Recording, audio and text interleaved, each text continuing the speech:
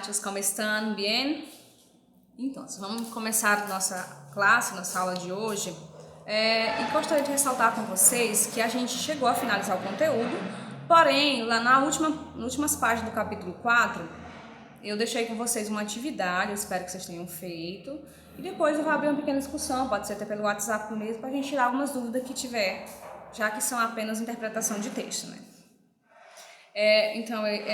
Essa aula a gente vai simplesmente retratar um pouco dos conteúdos que foram trabalhados, principalmente aqueles que ficaram ainda algumas dúvidas, certo?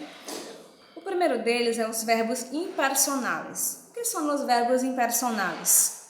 Os verbos impersonais, pessoal, são os verbos defectivos que imprimem uma ação que não pode se atribuir a nenhuma pessoa gramatical. Ou seja, as frases onde existem verbos impersonais são frases onde não existe um sujeito na frase. Então, são frases que não necessitam de sujeito nelas. Então, basicamente, os verbos ou eles estão no infinitivo, na sua forma normal, sem ser conjugado, ou então vão estar na terceira pessoa do singular. Então, sempre esses verbos ou estão na terceira pessoa do singular ou estão no infinitivo. Certo? Também foram trabalhados nesse mesmo assunto de verbos impersonais o verbo haver e o verbo tener. Então, para que serve o verbo haver? Além dele ser um verbo impersonale, também ele serve para indicar a existência de algo ou de alguém, como diz aqui no slide, para indicar a existência de algo ou de alguém. Temos aqui 3 frases onde demonstra isso. El coche había muchas personas, ou seja, no carro havia muitas pessoas. Então, temos aqui a presença do verbo haver conjugado. Então, havia, que é o verbo havia, né, gente? Então, existia. Então, observa que existia muitas pessoas. Então, por isso que dá a ideia de existência. A segunda frase, hay un buen cine en el centro. Quando eu utilizo o verbo haver como um verbo impersonal, como é o caso aqui, hay, sempre eu vou trabalhar a existência. Há um buen cine en el centro, ou seja, um bom cinema no centro. Então, existe um bom cinema no centro. Então, o há da ideia de existência, que existe algo, existe no caso o cinema. A terceira frase. Há que llegar temprano el trabajo. Então, há que chegar, né, no sentido de que tem, né, que chegar cedo no trabalho, certo? Já o verbo tener só tem no sentido de possuir algo ou expressar obrigações, ou seja, só tem sentido de possuir algo ou de expressar obrigação. Então, sempre quando eu quero dar sentido que eu possuo alguma coisa, eu utilizo o verbo tener em vez do verbo haver. Por exemplo, a primeira frase. Tenho 2 livros e 3 cadernos novos. Então, ou seja, tenho 2 livros e 3 cadernos novos. Então, eu possuo esses cadernos, esses livros, certo?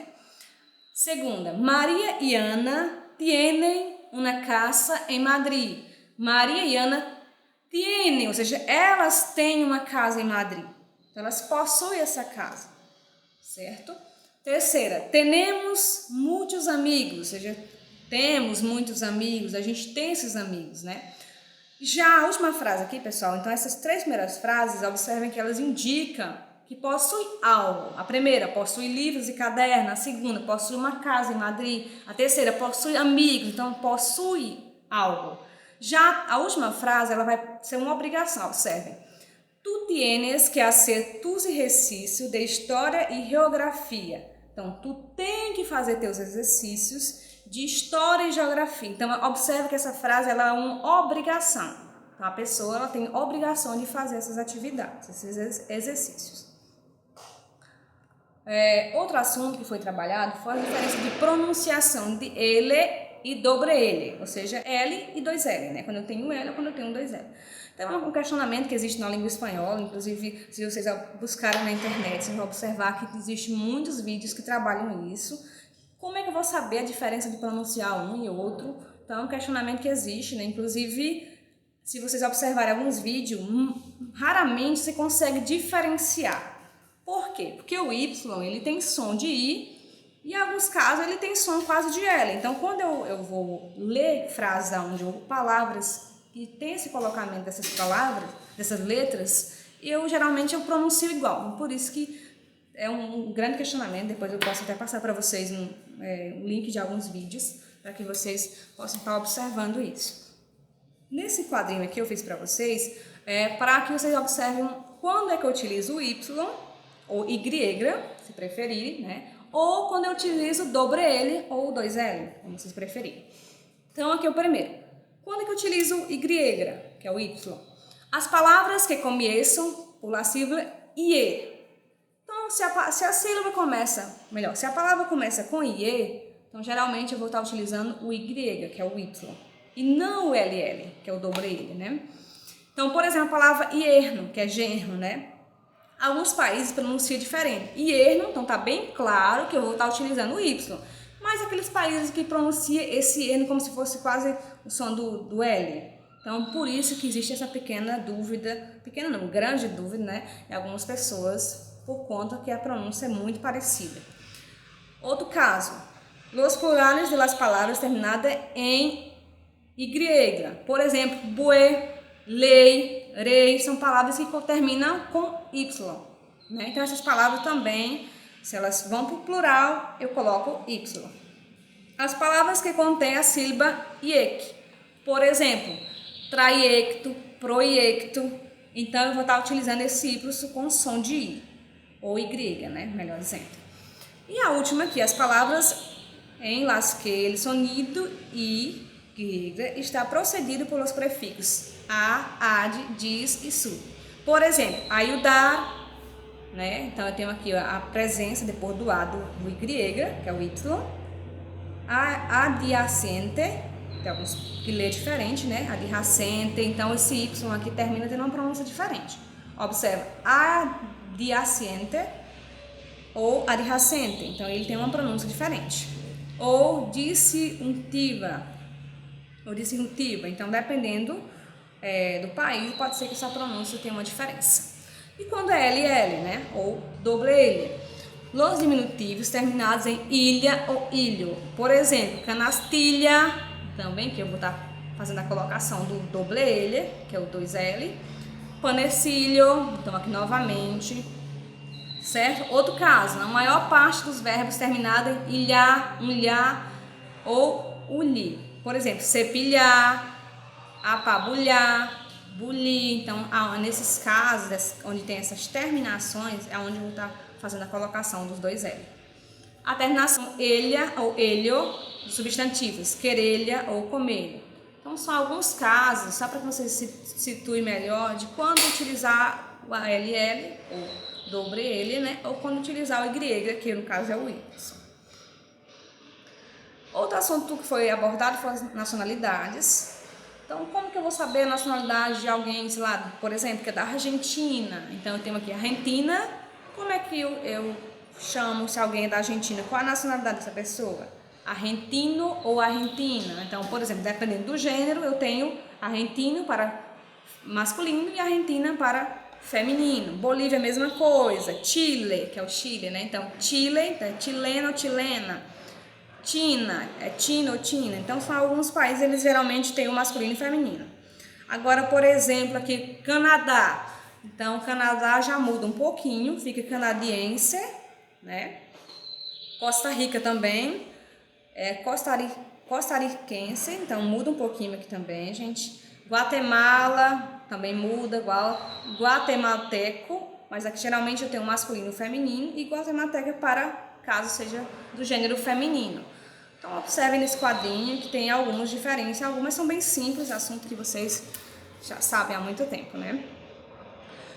Um assunto também que foi um assunto já trabalhado desde o ano passado, né? Desde o 6º ano, que você já vê esse assunto, inclusive esse ano apenas é uma revisão, então acho que também está bem claro que são os demonstrativos, que no português é demonstrativo, mas no espanhol é los demonstrativos, né? Não tem mon, é mos, então atenção no nome que tem uma pequena diferença.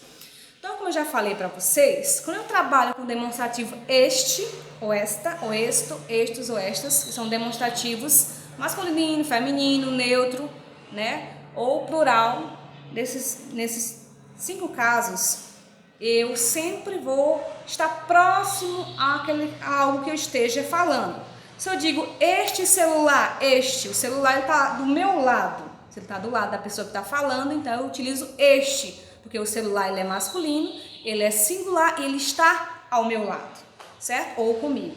Agora, se o objeto está perto de quem eu estou falando, então eu sempre utilizo o esse. Então, esse, essa, isso, esses ou essa. Então, quando eu utilizo esse demonstrativo, eu me refiro que o objeto esteja próximo de quem eu estou falando e não de mim, certo? Já o aquele, o aquelha, aquele, o aqueles, o aquelhas é quando está distante, ou seja, longe, tanto de quem está falando como de quem está ouvindo. Então, aquele caça, aquele ninho, certo? Então, aquele menino, aquela criança, aquela casa, enfim, aquela escola. Então, são algo que está distante tanto de quem está falando como de quem está ouvindo. E essa questão aqui de este, esta, este, então depende também. Por exemplo, se eu estiver falando masculino singular, eu utilizo este. Se eu estiver falando feminino singular, eu utilizo esta. Se caso a frase não demonstra nem que é masculino, nem que é feminino, então eu utilizo esto. E se for plural, masculino, esto. Se for plural, feminino, estas. Então é só para que vocês observem que dependendo do gênero, e se é singular ou plural, então eu tenho a forma adequada de aplicar. Certo? O outro assunto e último é sobre as conjunções, as conjunções, né? Vocês sabem que no espanhol a gente tem a conjunção que é o Y, que é o Y, que ela é utilizada como se fosse o nosso izinho. Vocês já sabem disso, né? Que a tia já explicou isso na turma várias vezes, na sala de aula. Então ele utiliza como se fosse o nosso I. Então ele dá a ideia de adição.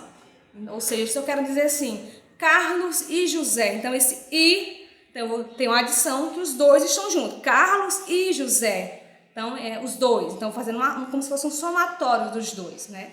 Então, vou estar adicionando, dá a ideia de adição. Mas há casos em que eu não posso utilizar esse Y, que é o Y. Então, quando eu não posso, eu utilizo o nosso Ezinho, que é o E.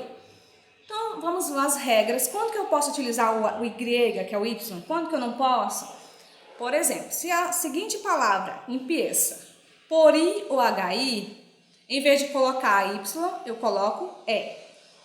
Ou seja, sempre ao adicionar esse Y e esse E, eu vou sempre olhar, observar a próxima palavra. Então, eu tenho uma frasezinha aqui embaixo que diz assim, Maria, Pedro, vão à casa. Então, eu sei que é Maria e Pedro vão à casa. Agora, esse I, eu ponho I ou E? Desculpa, eu ponho Y ou E? Então, eu vou observar que a palavra Pedro começa com P. Então, se ela começa com P, então ela não está começando nem com I e nem com HI. Então, portanto, eu vou aplicar o meu Y, o meu Y normalmente aqui. Não tem nenhum impedimento para que eu possa utilizar ele. Então, por isso fica Maria e Pedro vão à casa. Agora, esse outro exemplo aqui. Padre e hijo van a la iglesia.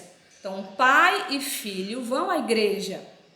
Agora, a palavra filho em espanhol, ela começa com HI. Lá na regra diz que quando a próxima palavra começar com I ou HI, eu não posso utilizar o Y, e sim trocar esse Y por E. Então, observa aqui que a palavra hijo começa com HI. Então, eu não jamais, em hipótese alguma, eu posso estar utilizando aqui o Y, e sim o E. Por isso que fica padre e hijo, né, com Ezinho, van a la iglesia, certo? Outro caso, gente, é quando eu trabalho as conjunções O e U. Diferente do I, Y e E, que lá é da ideia de adição, o O e o U, ele dá a ideia, gente, como se fosse de um poder de escolha, como se eu tivesse o poder de escolha. Por exemplo, quando eu digo assim, eu gostaria de tomar, digamos, café ou suco, é o caso da próxima frase aqui. Então, eu vou ter um poder de escolha, ou eu escolho um ou outro. Então, eu tenho duas opções, quando eu trabalho com opções, certo? Então, esse ou no espanhol é onde eu vou trabalhar o ozinho ou o. A regra é basicamente a mesma coisa da regra anterior. Então, diz assim, ele caça que a seguinte palavra empieza por O ou HO, cambiamos la O por la O. Por exemplo, elige plata ou ouro, ou seja, prata ou ouro. A palavra ouro no espanhol não começa com O? Se a palavra começa com O, a regra diz se a Próxima palavra começar com O ou HO, jamais, em hipótese alguma, eu posso botar o O. Aí sim eu utilizo o U. Então, nesse caso aqui, se eu observei que ouro começa com O, já vou colocar, em vez de O, eu coloco o U. Então, fica elire, prata ou ouro. Escolhe, né, prata ou ouro, né? Então, aqui eu utilizo o Uzinho. Se está entre os números e o nome do segundo começa por O, também cambiamos. Então, quando a gente trabalha, como por exemplo, aqui tem as que é dado 4, né, quarto ou octavo. Então, aqui a palavra octavo, que é o oitavo, né, começa com O. Então, a regrinha se aplica também nesses casos. Ah, professora, mas não são números? Então, você vai observar como é que escreve esses números para identificar se o próximo número não começa com O ou HO. Porque se começar, a regra também se aplica nesse caso. Vamos às duas frases aqui embaixo. Não sei se quero café ou jugo de naranja. Eu não sei se eu quero café ou suco de laranja. Então, café ou suco. Então, aqui, como suco em espanhol começa com J, jugo, então, automaticamente, a regra não precisa aplicar. Eu ponho meu ozinho normalmente aqui. Agora, as casas da segunda frase. Ella va a Cuba ou Honduras em las próximas vacaciones. Ela vai a Cuba ou Honduras nas próximas férias. A palavra Honduras, né? Honduras começa com H-O. Portanto, aqui eu tenho que aplicar a regrinha. Se começou com H-O, então, em vez de eu colocar o Ozinho aqui, eu coloco O. É bem simples, eu espero que tenha tirado as dúvidas de vocês. Qualquer coisa, podem me perguntar pelo meu WhatsApp, certo?